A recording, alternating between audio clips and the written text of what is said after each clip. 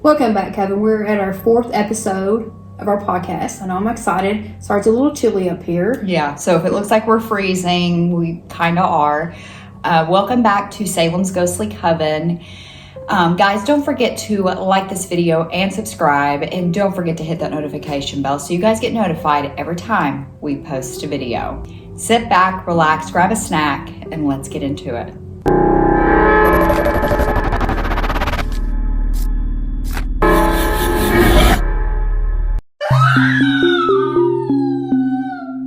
This week, we got the infamous Queen Mary ship. Ooh. Located in Long Beach, California, legend says the board of ship directors actually went to the then King George and said, hey, we want to name the ship after the greatest queen of them all, meaning his grandmother, Queen Victoria. And he was like, oh, you want to name the ship after my wife, Queen Mary? She would love that. And so they were like, well, I guess we're going to have to name it Queen Mary. So that's where it got its name. I like it. Yeah. On May 27th, 1936, the ship made its first maiden voyage from Southampton, England. The ship had 5 dining areas and lounges, 2 cocktail bars, and a swimming pool. Also, it had a grand ballroom and even a small hospital. So this thing was like huge, fully equipped, yeah.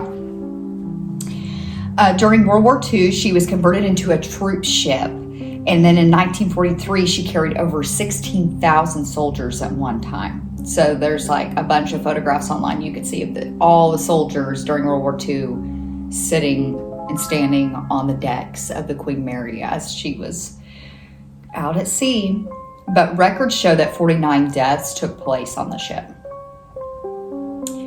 So I know there's been accounts of people like at the bottom of the staircase, there is like red painted floors. And they said it was from all the people falling down the stairs and dying at the bottom. Oh, that they just painted the floor to cover up the blood. So let's go ahead and get into the haunted hotspots of the ship.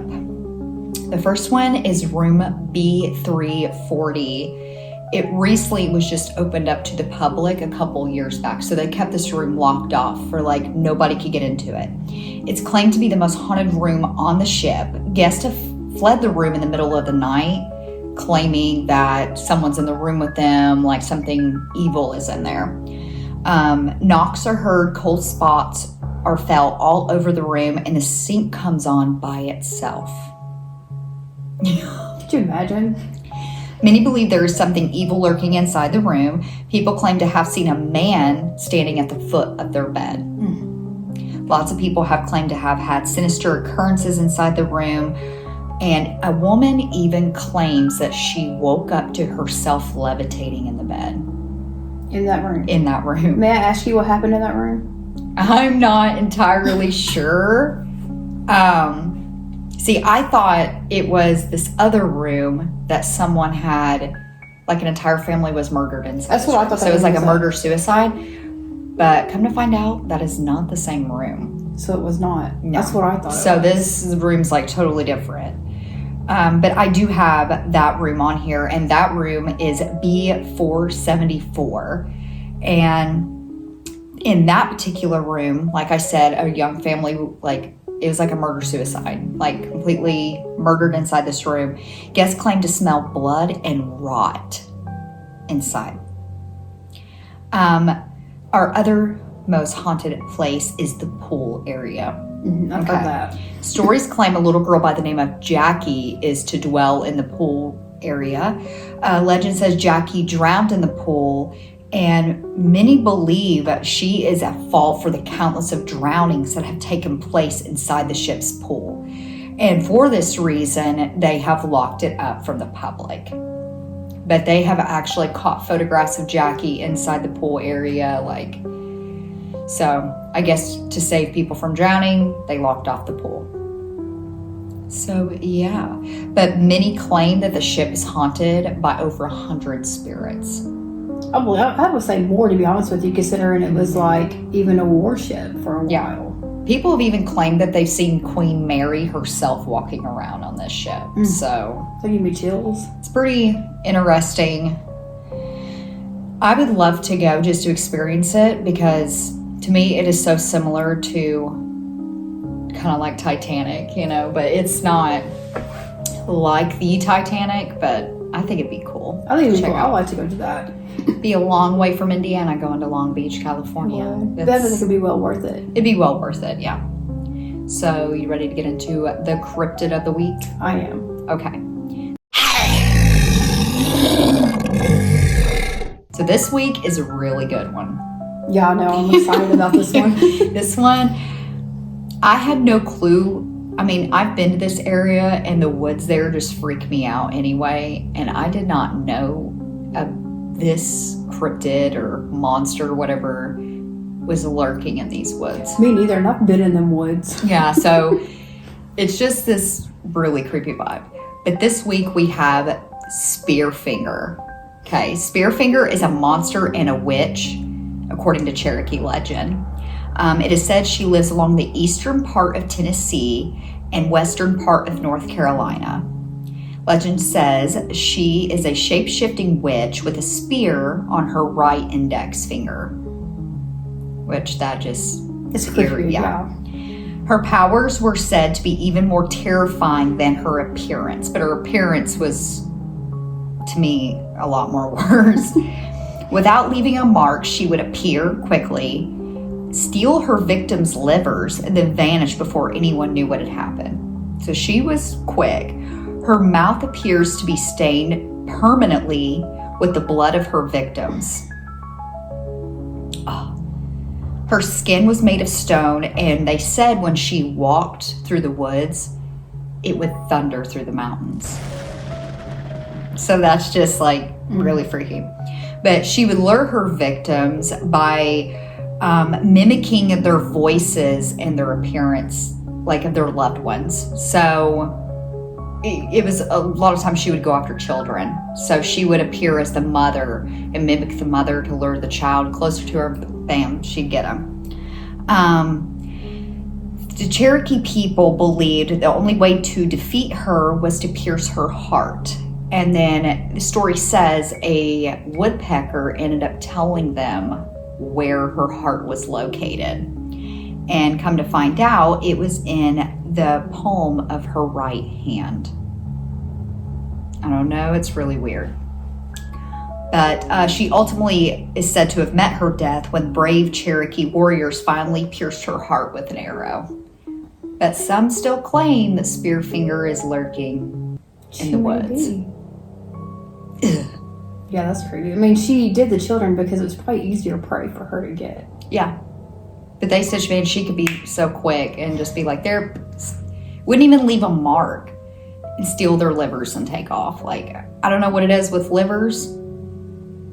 Maybe they taste it. I don't know. I don't know, but I know I won't never want to meet her. No.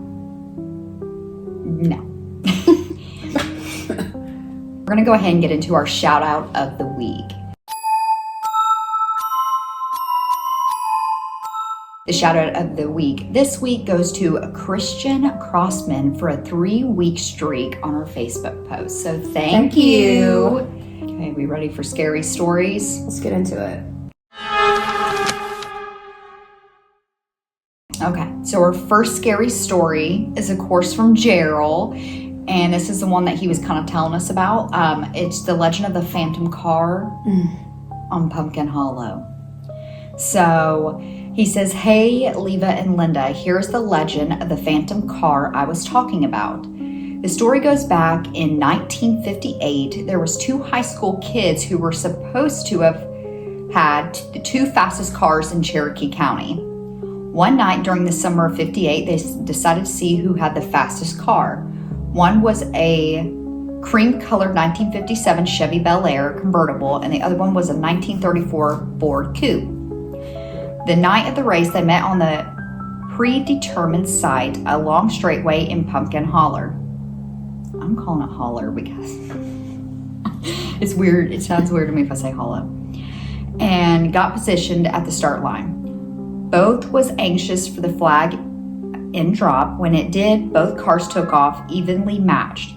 About halfway down the straightaway, one of the tires on the Chevy Bel Air blew out, sending the Bel Air careening off the road and running into the embankment and rolling over. The car was violently thrown, the driver was suffering a broken back, broken neck, and dying at the scene.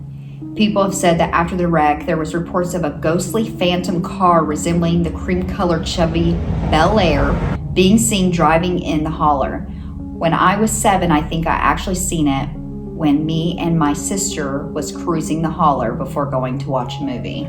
Could you imagine driving down this friggin' road and you just see a ghost car coming at you? But that's like accounts, like I know on Devil's Backbone, there's been a lot of accounts of phantom cars driving down there, but the most famous one I think is on Clinton Road, and that one, they will chase you down, like it's scary. This reminds me of urban legends. Yeah, it is kind of like an urban legend, but many people have claimed to have seen this phantom car on Clinton Road. Where's that at? But I mean, that is like creepy. I just can't imagine me driving on the road and just me by myself, and all of a sudden I see this freaking car come out of nowhere trying to race me, to run me off the road. Okay, right. Yeah. Clinton Road is located in New Jersey. So, of course, we have Jersey Devil there, and then that as well. Okay, We're going to go ahead and get into... We have a photo from Emma, the one that was located inside of your house. Yeah.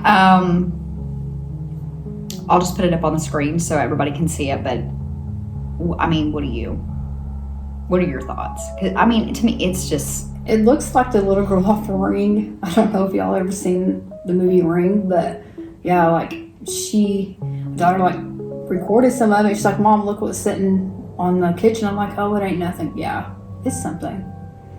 Yeah, I mean, it's just, to me, it looks like she's squatted down and like she has her arms wrapped around her knees and she's just kind of like looking at the camera. It's freaky. Like rocking back and forth or something. Yeah, it's... A lot of people think that it could be whatever's inside Dorothy is what it's showing itself inside my house. Right. Yeah, that's just... It's creepy. Just let us know what you all think. Yeah, let us know down in the comments what you guys think is lurking in Leva's kitchen. If anybody wants it, let me know. I can send it your way.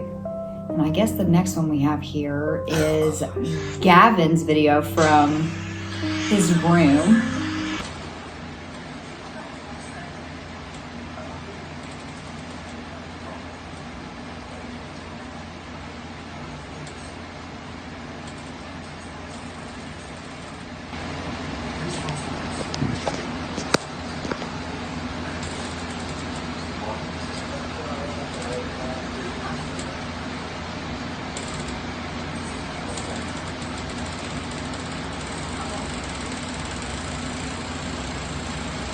Oh no. Yeah, there's definitely something in my house, guys. That was my son's bedroom closet door opening. It's just freaking me because it's like, like it's slowly creaking and then finally, that's really, I don't know. We may have to investigate my house soon. I would say probably going to have to figure out what's lurking in there. Because the front door has closed before. I've sent that to Linda. Yeah. It's a heavy front door, so you actually have to push it for it to even shut. I don't know. I don't know what's lurking in there. But I will say that's before you got the cats or anything. Correct. I think when that video was taken. It was. It's before I got the cats. Yeah, so I don't know. But thank you everyone that sent in a picture or a video or, of course, a story. We greatly appreciate it. Do you have anything else to add for the last one? Well, if you guys have anything like that, send it to us. You know, we don't even have to say your name or anything. Yeah, you guys can remain anonymous if you want to send in a scary story. Just let us know, hey, don't use my name. We won't. Or if you guys have a creepy photograph or a spooky video or like any kind of thing like that, feel free to send them to us. We would love to see them. We would love to have them on the podcast. Sorry, guys, we're hearing stuff behind us. We're hearing weird stuff. Yeah. Well, Coven, that is going to be it for this episode 4 of Salem's Ghostly Coven. And guys, don't forget to like this video and subscribe, and don't forget to hit that notification bell so you guys get notified every time we post a video. And if you want to send us your scary story, and like we said, you can remain anonymous if you wish, you can email them to us at paranormalcoven13@gmail.com, or you can send them to us on Facebook.